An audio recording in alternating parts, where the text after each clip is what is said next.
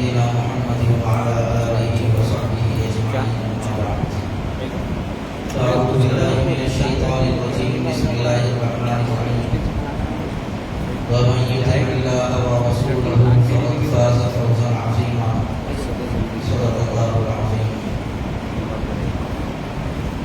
اللهم صل وسلم وبارك على سيدنا محمد وعلى آله وصحبه أجمعين قابل قدر معزز بزرگوں نوجوان دوستوں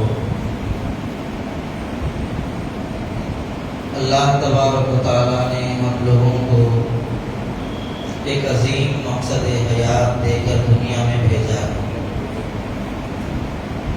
اور وہ مقصد زندگی یہ ہے کہ دنیا میں آنے کے بعد ہم اللہ کے بن کر زندگی گزارنے والے بن جائیں۔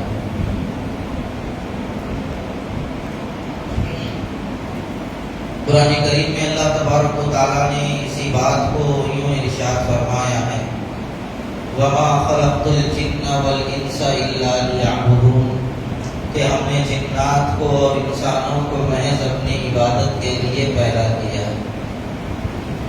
تو ہمارا مقصد زندگی اللہ کی عبادت ہے، اللہ کی معرفت ہے، اور اسی مقصد کے تحت ہمیں زندگی گزارنے کی ضرورت بھی ہے۔ اگر ہم اس مقصد سے بیگانہ ہو جائیں گے اور اس مقصد سے ہم اپنے آپ کو لاپرواہ کر لیں گے تو ایسی صورت میں دنیا میں جینے کا مقصد ہمارا ختم ہو جائے گا۔ ایک مسلمان کو ایک عظیم مقصد دے کر دنیا میں زندگی گزارنے کی ضرورت ہے۔ بالخصوص نوجوانوں کو تو اپنے مقاصد میں بلندی رکھنا چاہیے، اپنے عزائم میں پختگی رکھنا چاہیے۔ چھوٹی چھوٹی باتیں اور فانی لذتیں ان کی زندگی کا مقصد نہیں ہونا چاہیے۔ دنیا میں آنے کے بعد ایک بڑا کام کر کے دنیا سے رخصت ہونے کا جذبہ نوجوانوں میں ہونا چاہیے۔ افسوس کے ساتھ یہ بات کہنی پڑ رہی ہے کہ ہمارے نوجوان چھوٹے چھوٹے مقاصد کے اندر اپنے آپ کو تباہ کیے جا رہے ہیں، اور ان کا مقصد زندگی بالکل چھوٹی چھوٹی اور غیر معمولی چیزیں ہیں جو ہمیشہ پائیدار رہنے والی نہیں ہیں۔ ایسی چیزوں کو یہ نوجوان اپنا مقصد بنا رہے ہیں، اور بے رحمی کا تو یہ عالم ہے کہ چھوٹے سے چھوٹے بچے بھی بڑی سے بڑی برائی کے اندر مبتلا ہوتے جا رہے ہیں۔ آپ نے 2 دن پہلے دیکھا ہوگا کہ ایک نوجوان بچہ پھانسی لے کر خودکشی کر لیا۔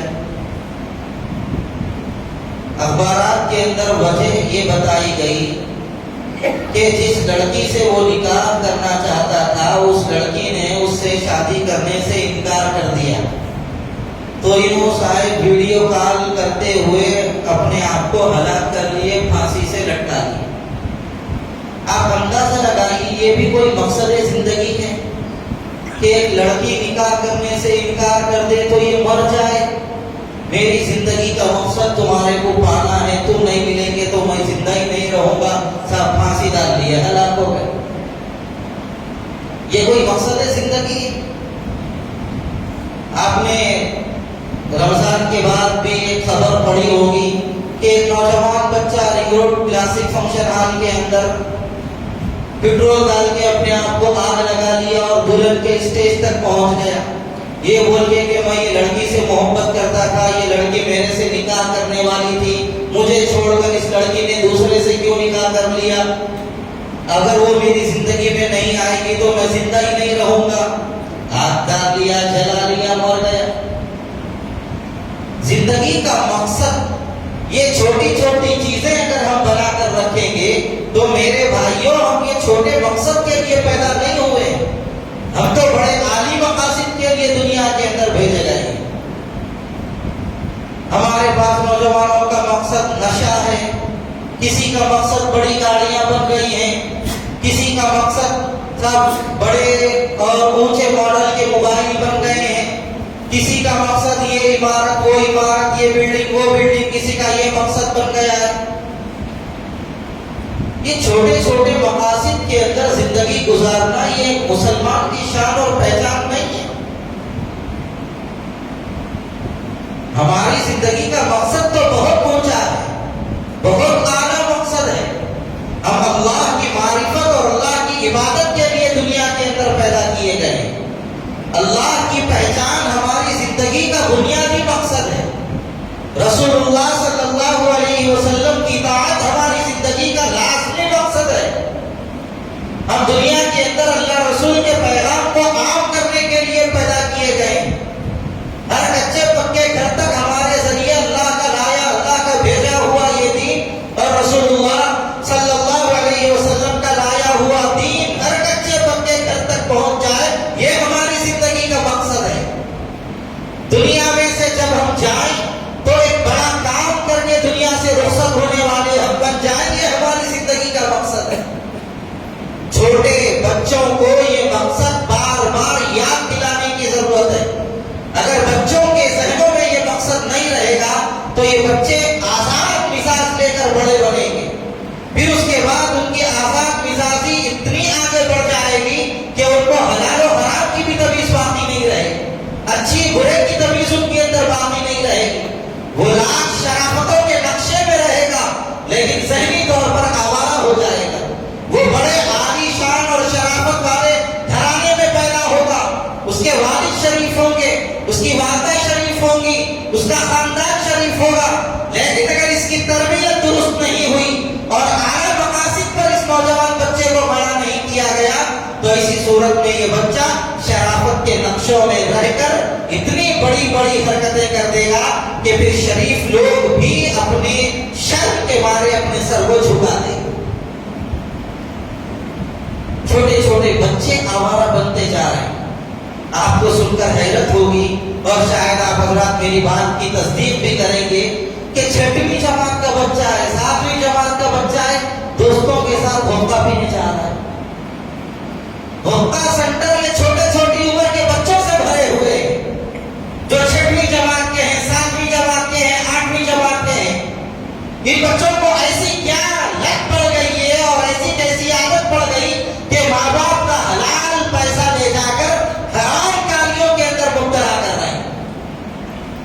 اسی پر بس نہیں, وہ ہوکا پینے میں جوا بھی کھیل رہے ہیں. میرا کش اتنی دیر تک کا رہے گا, تو 2 منٹ تک کھینچتا رہا تو دیکھو میری طرف سے 50 روپے.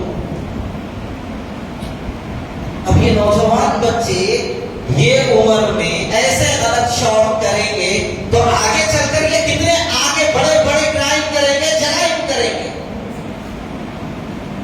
8 سال کا بچہ ہے, 8ویں جماعت کا بچہ ہے, صاحب سگریٹ پینے کا عادی ہو گیا.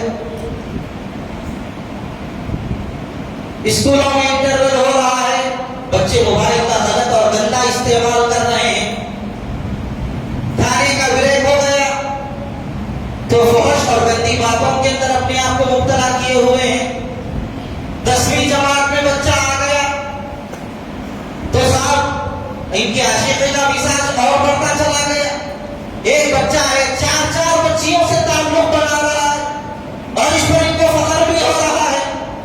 اور افسوس تو اس بات پر ہے مسلمان نوجوانوں کا ایک بڑا طبقہ, نوجوان بچوں کا ایک بڑا طبقہ ایسا ہے جو کئی معصوم بچیوں کی عزتوں کے ساتھ کھلواڑ کر کے وہ فخر کے طور پر اپنے دوستوں میں پیش کر رہا ہے کہ 4 بچیوں کے ساتھ میں نے اس طرح کی غلط حرکتیں کی ہے, 5 بچیوں کے ساتھ میں نے ایسی غلط حرکت کی ہے, اتنی لڑکیاں میرے سے تعلقات میں ہیں. آپ اندازہ لگائیے یہ بے حیائی اور بدکاری نہیں ہے تو اور کیا ہے. ہماری نوجوان نسل گرت جا رہی ہے. ان کو شرابوں کا شوق ہو گیا. صاحب دوست کا ولیمہ ہے تو ان کو ہار نکالنا ہے, اور ہار کیسا نکالیں گے جب تک اندر اتری نہیں, وہ ناشتے نہیں, لہذا چلے گئے. جا کے صاحب شراب پی رہے ہیں, آگے دوستوں کے ولیموں میں ناچ رہے ہیں. جھیل کو چلے گئے اپنے آرٹس بنانے کے لیے, اپنی پرسنالٹی دکھانے کے لیے, اپنے چیسٹ بنانے کے لیے.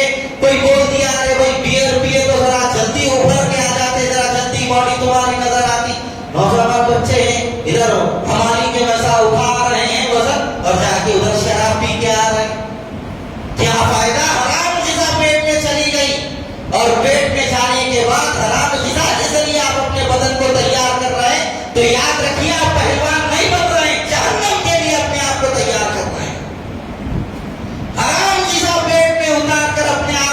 مضبوط بنا کے لوگوں کے سامنے پیش کرنا، یہ ایک مسلمان کی شان نہیں ہو سکتی۔ غلط عادتیں، غلط شوق ہمارے نوجوانوں کا مزاج بنتا جا رہا۔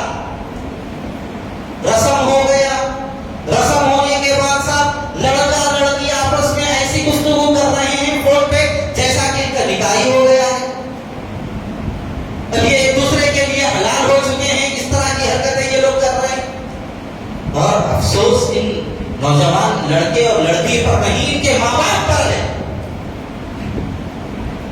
نوجوان لڑکی جس کا رسم ہو گیا، جس سے رسم ہوا، وہ لڑکا اس کو فون کرتا ہے تو ماں باپ کے سامنے وہ لڑکی بات کر رہی ہے، ماں یہ بول رہی جہاں تو اس سے شادی ہونے والی ہے، نہ اس کی کر لیے تو کیا ہوتا، جہاں تو کر لینے دے، کیا حلال ہو جائے گی وہ لڑکی اس کے لیے۔ مسلمان اس درجہ بے غیرت اس سلسلے میں ہو چکے ہیں، اور غیروں کی تہذیب مسلمانوں کے اندر یہاں تک آ گئی ہے۔ میں آپ کو سناؤں تو حیرت ہوگی آپ لوگوں کو، رسم ہونے کے بعد عید کے موقع پر جس لڑکے سے رسم ہوا وہ لڑکا لڑکی کے گھر چلا گیا اور لڑکی کی والدہ سے یہ کہہ رہا ہے کہ میں بچی کو، میری ہونے والی دلہن کو شاپنگ کرا کے لے آؤں گا۔ تو اماں بھی کہتی ہو بیٹے جاؤ، تمہاری شادی ان سے تھوڑی نہ، جو شاپنگ کر لے کے آ جاؤ جاؤ۔ کس درجے میں آیا ہو چکا ہے ہمارا معاشرہ؟ کیا ایسی ماں باپ کی ذہن فکر میں حیا نام کی کوئی چیز نہیں؟ ہم کیسے اجازت دے دیتے ہیں، کیسا دل گوارا کر لیتا ہے غیر محرم کے ساتھ ہماری بچیاں گفتگو کرنے لگ جائیں، ان سے بات کرنے لگ جائیں، ان سے آوارہ گردی کرنے لگ جائیں، ہم اس کو کیسے برداشت کریں؟ بس یہ بہانہ کہ اب اس کی شادی اسی سے ہونے والی ہے، جب تک ایجاب و قبول نہ ہو اس وقت تک وہ حرام ہی رہتی ہے، اس کے لیے حلال نہیں ہوتی۔ رسم کا مطلب کیا ہے؟ رسم کا مطلب ہے یہ لڑکی کا نکاح اس لڑکے کے ساتھ ہوگا، یہ بات پکی ہو گئی، بس یہی مطلب ہے اس کا، اس سے بڑھ کے کوئی اور مطلب نہیں۔ میرے بھائیوں، ان باتوں کو سمجھو، ان باتوں کو سمجھو۔ میں آپ کو کیا کیا سناؤں مسجد کے ممبر سے بیٹھ کر کہ نوبت یہاں تک آ رہی ہے، شادیوں کے بعد جو میاں بیوی کے کام ہوتے ہیں، بعض مسلمان لڑکے اور لڑکیاں رسم کے بعد وہ حرکتیں کر رہے ہیں۔ افسوس ہے مسلمانوں پر۔ اگر یہ کام کوئی غیر مسلم کرتا تو ہمیں اتنے افسوس کی بات نہیں ہوتی۔ افسوس یہ ہے کہ یہ مسلمان۔ اب ان نوجوانوں میں ایک شوق اور فیشن آ گیا، چائے پینا ہے سدا سگریٹ ہو جائے گی، صاحب کھانا کھانا ہے شام کا، وہ ڈھابے پوجیں گے، یہ ڈھابے پوجیں گے، یہاں سے 70 کلومیٹر 7 کلومیٹر 80 کلومیٹر دور جا رہے، جاؤ شوق پورا کرو، کوئی مسئلہ نہیں۔ لیکن ذرا باہر نکل گئے شہر کے، اتنی تیز رفتار گاڑیاں چلا رہے ہیں کہ ان کو اپنی تیز رفتاری پر بھی قابو نہیں ہے۔ یہ بھی کر لیے تو چلو شوق ہے، لیکن جاتے ہوئے شراب پی کے گاڑیاں نوجوان چلا رہے ہیں۔ 8-10 نوجوان بچے کیا مل گئے، شراب نوشی لوگوں کے درمیان عام ہوتی جا رہی ہے۔ کل میں پی ایس کو گیا تھا، رات میں ٹپا چبوترا پی ایس کو۔ اب پی ایس کو گیا بولے تو یہ ہم کو سمجھو موسا بھی کیا تو کانٹ کرے ہوں گے، اس کے واسطے گئے، وہاں پہ پولیس والے بولے تو ہوئی وہ پاسپورٹ کا رینیول نہ ملا تو اس کے واسطے گیا۔ وہاں جانے کے بعد مجھے ایک نوجوان کو دیکھ کر اتنا افسوس ہوا، اتنا افسوس ہوا جس کی کوئی انتہا نہیں۔ نوجوان ہٹا کٹا بچہ ہے، خوبصورت بچہ ہے، چہرہ انتہائی کھلا ہوا، اب وہ پولیس والوں کے سامنے ایسے ناٹکاں کر رہا ہے، ایسے تماشے کر رہا ہے، ایسے نمونے کر رہا ہے، گانجا پی لیا، نشے میں دھت ہو گیا، اس کو سمجھ میں نہیں آ رہا میں کیا کر رہا ہوں۔ پولیس والا اس کو دھپے دیتے جا رہا ہے، پھر آگے یہ پولیس والے کے سامنے پھر وہی ناٹکا شروع کر رہا ہے۔ اتنا افسوس ہوا دیکھ کر، افسوس اس بات پر ہوا کہ وہ مسلمان تھا، صرف اس بات پر افسوس۔ اگر وہ نوجوان اور خوبصورت طاقتور بچہ اپنی جوانی کو اللہ کے دین کے لیے لگاتا یا قوم کی خدمت کے لیے لگاتا، یہ نہیں تو کم از کم ماں باپ کی خدمت کے لیے بھی لگا دیتا اور ماں باپ کی آنکھوں کا ٹھنڈک، آنکھوں کی ٹھنڈک بن جاتا، تو یہ بھی بہت بڑی بات۔ ہمارے بچوں کو بچپن ہی سے غلط تربیت مل رہی ہے، غلط صحبت مل رہی ہے، مسجدوں سے دور ماں باپ کرتے ہیں اور ماں باپ کو یہ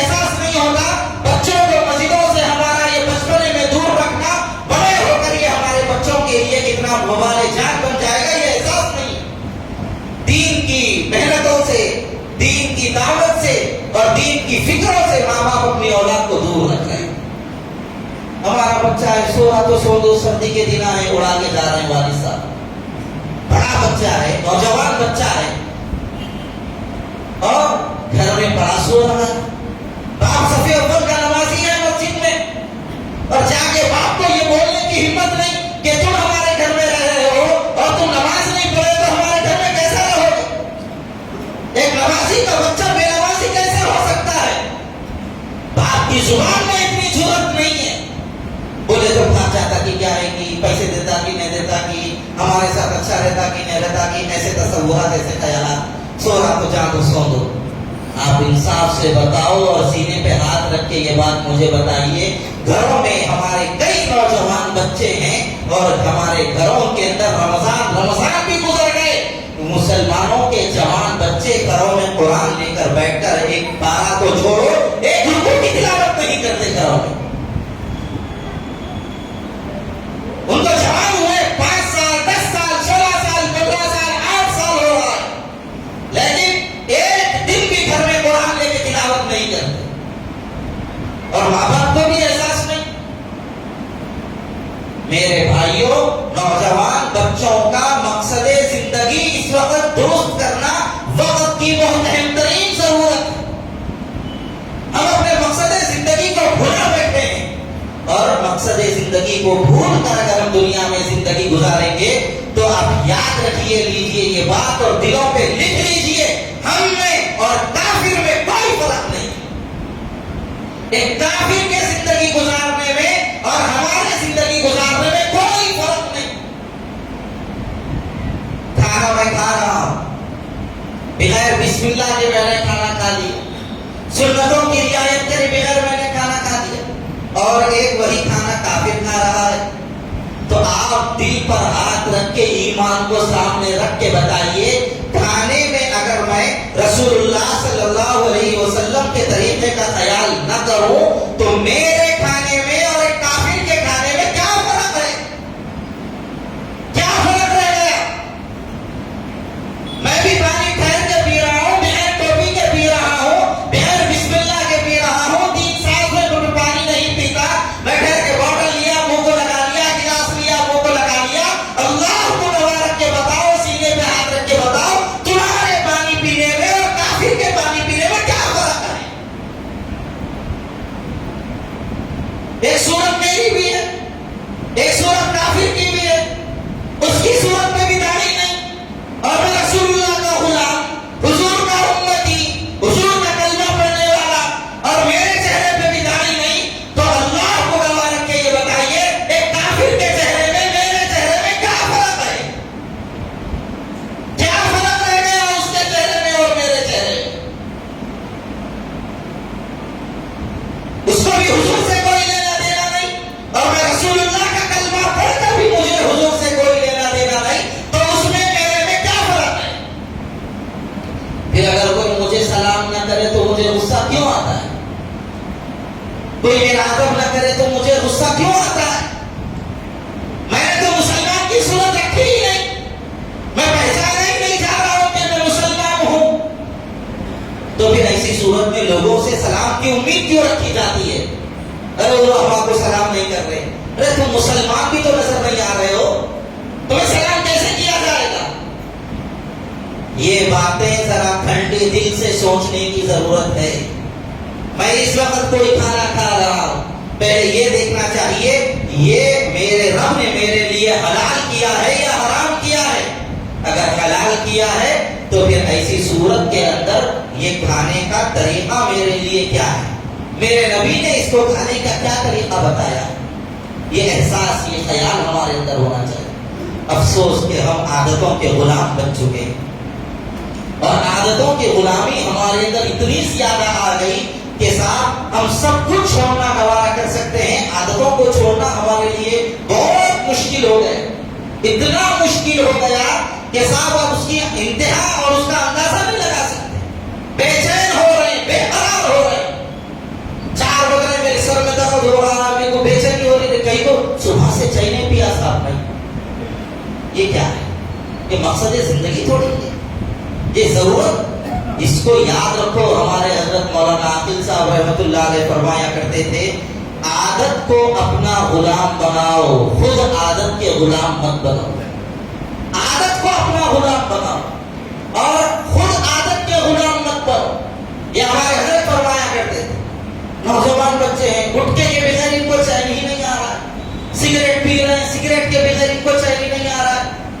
ایک عالم صاحب نے بڑی اچھی بات فرمائی، سگریٹ پینا جہنم میں جانے کی مشق کرنے کے برابر ہے، اس لیے کہ جہنم پوری کی پوری گرم ہے۔ انسان کو جہنم کے اندر ڈال دیا جائے اور یہ گرم کو اپنے اندر کیسے اتارا جا سکتا ہے، اس کی یہ مشق کر رہا ہے سگریٹ پینے والا۔ اور یہ کہیں کا شوق ہے صاحب، اپنے پیسے لے کے اپنے پیسوں کو خود انگار لگا لینا اور وہ انگار کو منہ کو لگا لینا، یہ کوسی اصل بندی کی بات ہے۔ اس کو فیشن بنا لیا ہم لوگوں نے، شوق بنا لیا، بعض لوگوں نے تو ضرورت بھی بنا لیا، اور بعض لوگ تو عادتوں کے اتنے زیادہ غلام بن جاتے ہیں کہ اپنی خراب عادتوں کی وجہ سے بڑی بڑی عبادتوں سے دور ہے۔ میں آپ کو سناؤں تو حیرت ہوگی آپ لوگوں کو۔ ایک صاحب کو میں بولا، بھائی تمہارے پاس پیسے بھی ہے اور وقت بھی ہے، آسانی سے تم عمرہ کر سکتے، تمہارے کاروبار میں بھی کوئی فرق نہیں پڑتا، ایک عمرہ کر لو نا بھائی۔ وہ تو میرے کو کیا بولے معلوم، مول صاحب میرا دل بہت بول رہا عمرہ کرنا، بول کے پیسے بھی ہے اور میں فری بھی ہوں، سب ہوں، لیکن ایک ہی سوچتا ہوں صاحب بابا جی کا ملتا کہ نہیں ملتا۔ یہ ہمارے مسلمانوں کا حال ہے، عادتوں کے اتنے پیچھے پریشان ہیں کہ ان کو ان کی عادتیں بڑی بڑی عبادتوں سے دور کر رہی ہے۔ کوئی احساس نہیں، کوئی احساس نہیں ان لوگوں کو، یہ ہماری عادت ہم کو دین سے کتنا دور کر دی۔ عادت ایسی رکھو، جب چاہا اختیار کر لیے، جب نہیں ملا کوئی مسئلہ نہیں۔ عادت ہماری غلام رہنا، ہمارے کنٹرول میں رہنا۔ میں بھی سادہ پان کھاتا تھا، بہت کھاتا تھا سادہ پان، لیکن اچانک ہم کھانا چھوڑ دی، الحمدللہ 2 مہینے کے قریب ہو گیا۔ ہمارے کو نہ طلب ہو رہی، نہ شوق ہو رہا، نہ سر میں دکھ رہا، نہ کہاں دکھ رہا، کچھ بھی نہیں ہو رہا، کیا بھی نہیں ہو رہا۔ بھائی جب عادت ایسی بناؤ کہ انسان کو، عادت کا مطلب یہ ہے کہ وہ رہی تو ٹھیک، نہیں رہی تو کوئی مسئلہ نہیں۔ اس لیے بھائیوں بزرگوں، اپنا مقصد زندگی درست کرنے کی ضرورت ہے۔ اگر ہم اپنا مقصد زندگی درست نہیں کریں گے تو ہم ایسے ہی بے یار و مددگار پھرتے رہیں گے۔ نتیجہ یہ ہوگا کہ ہمارا معاملہ کافروں کا معاملہ برابر میں آ کے ٹھہرا رہے گا اور ہمیں احساس تک نہیں ہوگا کہ ہم کس درجہ پہنچ چکے ہیں۔ اور آخری بات اپنے دلوں کی تختیوں پر لکھ لیجئے کہ ہم حضور کے غلام ہیں اور غلامی پر ہمیں فخر بھی ہے اور یہی ہماری کامیابی کا ذریعہ بھی ہے۔ اگر سرکار کے طریقے کو چھوڑ کر اگر ہم دوسرے طریقے میں کامیابی ڈھونڈنا چاہیں گے تو یاد رکھ لیجئے، ہمیں دنیا کی کامیابی کے نقشے تو نظر آئیں گے، کامیابی نظر نہیں آئے گی۔ مال مل جانا، جائیداد مل جانا، 4 بلڈنگ آ جانا، بڑے عہدے مل جانا، بڑے منصب مل جانا، بڑی چیزیں ہمارے پاس آ جانا، یہ مقصد زندگی نہیں ہے، یہ حقیقت میں کامیابی نہیں ہے۔ قرآن میں اللہ نے فرمایا حقیقی کامیابی کیا ہے؟ فمن زحزح عن النار، جو جہنم سے بچا لیا گیا، وادخل الجنۃ، جو جنت میں داخل کر دیا گیا، فقد فاز، حقیقت میں وہی کامیاب ہے۔ یہ حقیقت میں کامیابی ہے ایک مسلمان کی۔ ہماری نظر بھی کافروں کی طرح اگر ہو جائے، غیروں کی طرح ہو جائے، عہدوں میں کامیابی نظر آ جائے، مال میں کامیابی نظر آ جائے، اور صاحب بلڈنگوں میں کامیابی نظر آ جائے، بڑی گاڑیوں میں کامیابی نظر آ جائے، تو میرے بھائیوں ہماری سوچ میں غیروں کی سوچ میں کوئی فرق نہیں۔ سوچ کو بدلیے، سوچ کو بھی مسلمان بنانے کی ضرورت ہے اور اپنی فکر کو بھی مسلمان بنانے کی ضرورت ہے۔ علامہ اقبال نے اسی کو کہا تھا، خرد نے کہہ بھی دیا لا الہ تو کیا حاصل، خرد نے کہہ بھی دیا لا الہ تو کیا حاصل، دل و نگاہ مسلمان نہیں تو کچھ بھی نہیں۔ نظر اور فکر کو بھی مسلمان بنانے کی ضرورت ہے۔ اللہ تعالیٰ صحیح علم و عمل کے اپنے کرم سے توفیق عطا فرمائے۔ وآخر دعوانا